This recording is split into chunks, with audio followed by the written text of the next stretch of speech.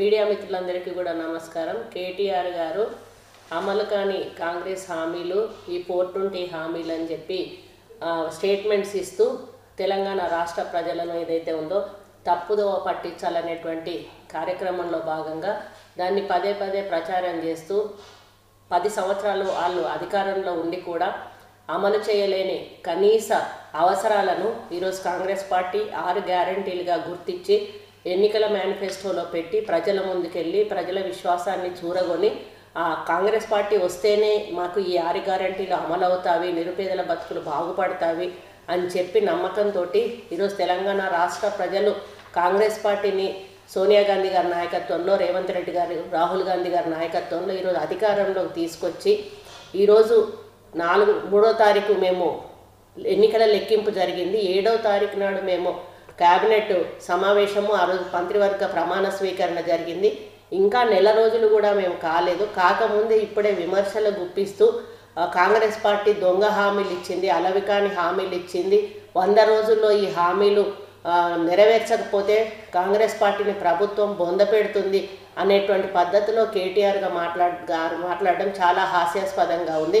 ఎందుకంటే మీకు 9.5 సంవత్సరాలు ఈరోజు ప్రజలు అధికారం ఇచ్చారు. 9.5 సంవత్సరాల్లో తెలంగాణ కాంగ్రెస్ పార్టీ ఇస్తే మీరు కనీస అవసరాలు కూడా ఇల్లు, లేకపోతే పెన్షను, ఇటువంటి ఉద్యోగాలు, ఇటువంటి కనీస అవసరాలు కూడా తీర్చకుండా దళితుల్ని ముఖ్యమంత్రిని చేస్తా అన్నారు. అది కూడా చేయకుండా దళిత బంధు అని చెప్పి దళితులను మోసం చేసి కేవలం హుజురాబాద్ వరకు పరిమితం చేసి ఆ తర్వాత మీ కార్యకర్తలకు దళిత బంధు ఇచ్చుకుంటూ మరి మొన్న ఎన్నికల్లో కూడా మీరు బీసీ బంధు, ఎస్సీ బంధు, ఎస్టీ బంధు అని చెప్పి ఎస్టీలకు 30 లక్షల వరకు కూడా ఇస్తామని చెప్పి, పెన్షన్ 5,000 రూపాయలు కూడా ఇస్తామని చెప్పి ఇన్ని రకాల హామీలు మరి కాంగ్రెస్ పార్టీ కంటే కూడా అలవికాని, ఇప్పుడు మేమే అలవికాని హామీలు అన్నారు, మాకంటే ఎక్కువ అమౌంట్ ఇస్తామని చెప్పి మీరు ఎన్నికల్లో ప్రచారం చేసుకున్నా కూడా ఈరోజు ప్రజలు మిమ్మల్ని విశ్వసించలేదు. ఎందుకంటే గత 10 సంవత్సరాలుగా కనీసం ప్రజల యొక్క ఒక చిన్న సమస్యను కూడా తెలుసుకునేందుకు ఒక వేదిక కూడా మీరు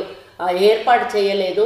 దానివల్ల తెలంగాణ ప్రజల సమస్యలన్నీ కూడా కుప్పలు తెప్పలుగా మిగిలిపోయినాయి. ఈరోజు ఏదైతే జ్యోతిరావు పూలే భవన్గా ప్రగతి భవన్ను మేము ఓపెన్ చేసి ఇనుప సంఖ్యలను పడగొట్టి అక్కడ ప్రజావాణి వినిపించుకునే కార్యక్రమాన్ని చేసినప్పుడు వేలాది అప్లికేషన్లు ఎక్కడెక్కడో మారుమూల జిల్లాల నుంచి వచ్చి అక్కడ అప్లికేషన్స్ ఇస్తున్న సమయంలో మరి ముఖ్యమంత్రి గారికి ఈ ప్రజలు ఇంత ఇబ్బంది పడుతూ మన దగ్గరికి వస్తున్నారు, మనము ప్రజల దగ్గరికి ఎందుకు పోకూడదు, ప్రజలు పరిపాలకుల దగ్గరికి ఎందుకు రావాలి, పరిపాలనే ప్రజల దగ్గరికి ఎందుకు పోకూడదు అనేటువంటి ఒక ఆలోచనతోటి వారు ప్రజల వద్దకు పరిపాలన అనేటువంటి కార్యక్రమాన్ని తీసుకొని వారు ముందుకు వెళ్ళడం జరిగింది. ఈ ప్రజా కార్యక్రమంలో భాగంగా ఈరోజు ప్రజల వద్దకు వెళ్ళి ప్రజాపాలన కార్యక్రమాన్ని చేపట్టి ప్రతి వార్డులోనూ, ప్రతి గ్రామంలోనూ, ప్రతి పట్టణంలోనూ, ప్రతి మున్సిపాలిటీలోనూ, అదేవిధంగా ప్రతి కార్పొరేషన్లోనూ, డివిజన్లలో ఈ కార్యక్రమాన్ని 6వ తేదీ నుంచి 28వ తేదీ నుంచి 6వ తేదీ వరకు కూడా కొనసాగింపే లక్ష్యంగా ఈ ప్రభుత్వం ముందుకు పోతూ ఉంది. అక్కడ కోకొల్లలుగా అప్లికేషన్స్ వస్తూ ఉన్నాయి.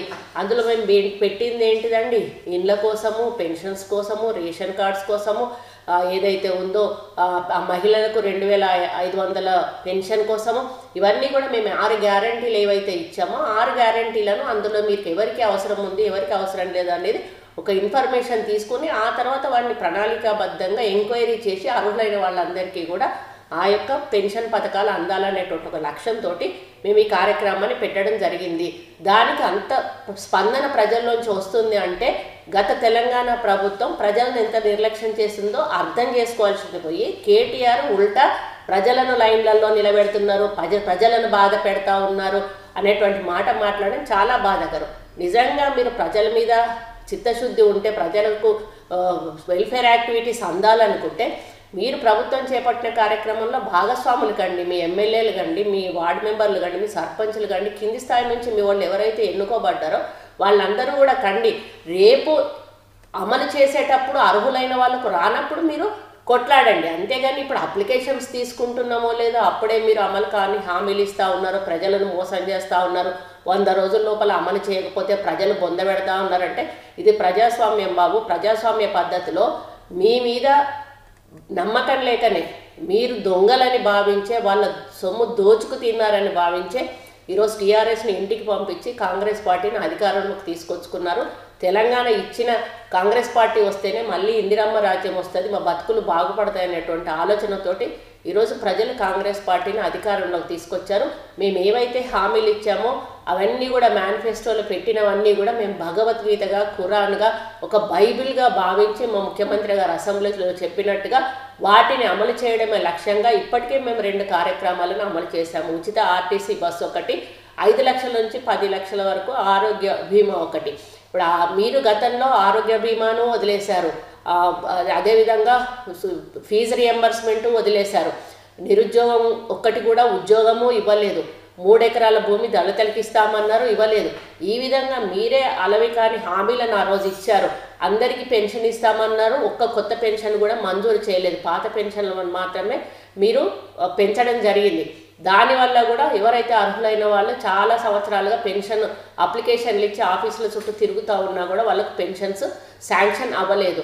మరి ఇటువంటి కార్యక్రమాలు ఈరోజు ఫీజు రియంబర్స్మెంట్ తీయడం వల్ల ఎంతోమంది లక్షల కొద్ది డబ్బు వాళ్ళ ఆస్తులను నమ్ముకునే పిల్లలను చదివించుకునే పరిస్థితి వచ్చింది.